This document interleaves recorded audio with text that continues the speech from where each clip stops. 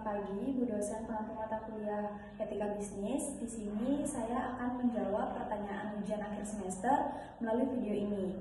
Perkenalkan, nama saya Niputulia Septi Jayanti dengan nomor absen 19 dari kelas Manajemen Pemasaran A Pagi. Baik, di sini saya akan menjawab pertanyaan nomor 1A. Jawabannya adalah, tindakan karyawan tersebut dapat dianggap etis apabila dilihat dari perspektif moral dan kepentingan publik.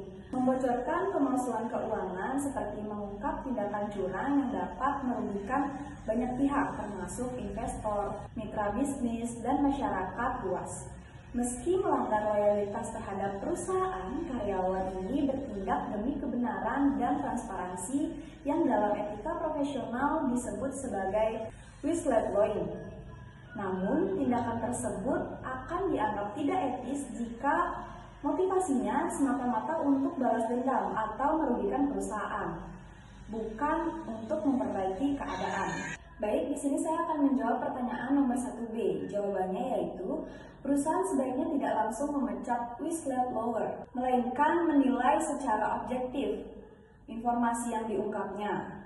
Whistleblower harus dilindungi karena mereka berperan penting dalam menjaga integritas perusahaan. Baik, saya akan menjawab pertanyaan nomor 2A.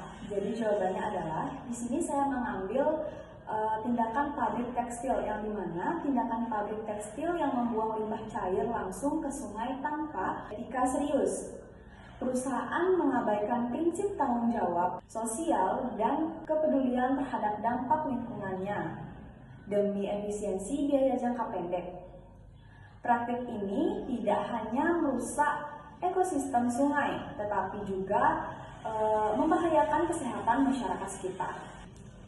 Dan saya akan menjawab pertanyaan nomor 2B, di mana jawabannya adalah perusahaan memiliki tanggung jawab moral untuk melindungi lingkungan dan menjamin bahwa aktivitas bisnisnya tidak merugikan masyarakat sekitar. Ini termasuk kewajiban untuk mengelola limbah secara benar, menggunakan sumber daya secara bijak, dan mematuhi peraturan lingkungannya. Dan nomor 2 yang C, jawabannya adalah, untuk mengatasi masalah ini, perusahaan perlu menerapkan kebijakan pengelolaan limbah yang ketat dan berbasis prinsip berkelanjutan. Solusi etis dan berkelanjutan ini meliputi pembangunan instalasi pengolahan air limbah atau IPAL yang memadai, pelatihan etika untuk karyawan dan manajemen, serta audit lingkungan bersama oleh pihak independen. Di sini saya akan menjawab pertanyaan nomor 3A, di mana jawabannya adalah praktik perusahaan skincare yang mengklaim hasil luar biasa tanpa didukung uji klinis yang valid adalah tidak etis. Klaim seperti membuat kulit 10 tahun lebih muda hanya dalam 7 hari menyesalkan konsumen karena tidak berdasarkan fakta ilmiah. Ini melanggar prinsip kejujuran dan transparansi dalam komunikasi bisnis. Dalam etika pemasaran, perusahaan wajib memberikan informasi yang jelas. Lalu di sini saya akan menjawab pertanyaan nomor 3B. Jawabannya adalah, etika dan tanggung jawab sosial perusahaan atau CSR saling berkaitan erat dalam kasus ini. Perusahaan yang etis seharusnya menjadikan kepuasan dan keamanan konsumen sebagai prioritas, bukan sekedar keuntungan. Tanggung jawab sosial mencakup perlindungan terhadap hak konsumen untuk mendapatkan informasi yang benar. Jadi ketika perusahaan mengabaikan etika dalam promosi produknya, maka secara tidak langsung ia juga mengabaikan CSR karena telah mengecewakan ekspektasi masyarakat akan bisnis yang jujur dan bertanggung jawab. Lalu saya akan menjawab pertanyaan nomor 3C, di mana jawabannya adalah, dampak jangka panjang dari praktik tidak etis semacam ini adalah menurunnya kepercayaan konsumen, di mana ketika konsumen menyadari bahwa klaim produk tidak sesuai kenyataan, mereka akan merasa tertipu dan cenderung meninggalkan merek tersebut.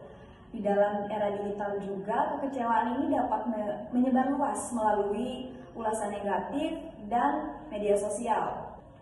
Baik, di sini saya akan menjawab pertanyaan nomor 4A. Jadi jawabannya adalah, tindakan manajer pengadaan tersebut tidak etis karena melibatkan konflik kepentingan dan mengabaikan prinsip transparansi dalam pengambilan keputusan, menghindari keberpihakan pribadi, dan memastikan bahwa setiap pihak memiliki kesempatan yang setara. Baik, di sini saya akan menjawab pertanyaan nomor 4B, di mana jawabannya adalah resiko etis dan tindakan ini mencakup hilangnya kepercayaan internal dan eksternal, rusaknya integritas, proses bisnis, dan terapannya budaya kerja yang perspektif terhadap penyalahgunaan wewenang.